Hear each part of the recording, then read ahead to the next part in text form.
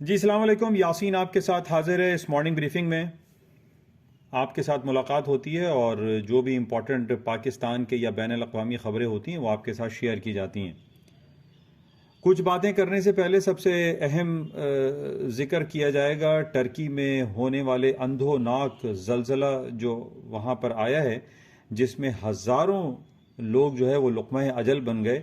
उस हवाले से हमारी जितनी भी हमदर्दियाँ हैं वो बहरहाल तुर्की के बरादराने मुल्क है, तुर्की है, शाम है, वहाँ पर जिस तरीके से हलाकतों की रिपोर्ट्स आ रही हैं वो एक शदीद अफसोस और गम का इजहार हम करते हैं। और यानी एक नागहानी जो अमवातें वहाँ हो रही हैं और नागहानी ये जो सिलसिला शुरू हुआ कुदरती आफात हैं, इसका हम सब पनाह मांगते हैं कि अल्लाह ताला हम सबको महफूज रखे। और हमारी दिली जो हमदर्दियाँ हैं वो तुर्की और शाम के अवाम के साथ हैं। अल्लाह उनकी मदद करे और हामी व नासिर हो।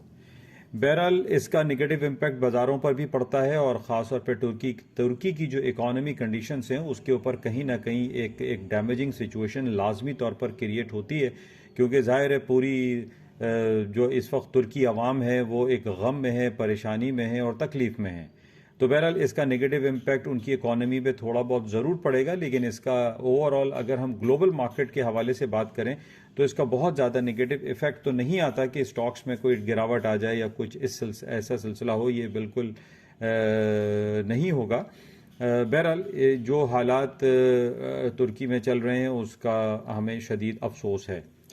अच्छा, बहरहाल आज 9 फरवरी डेट हो गई है और इस हफ्ते का चौथा वर्किंग डे है, जुमेरात का दिन है और जुमेरात को बड़ी इंपॉर्टेंट खबर होती है, ख़ासतौर पे जॉबलेस क्लेम की रिपोर्ट होती है। वो शाम को 6:30 बजे रिलीज़ की जाएगी। उसके बाद हम देखते हैं कि मार्केटों में क्या कुछ हो सकता है।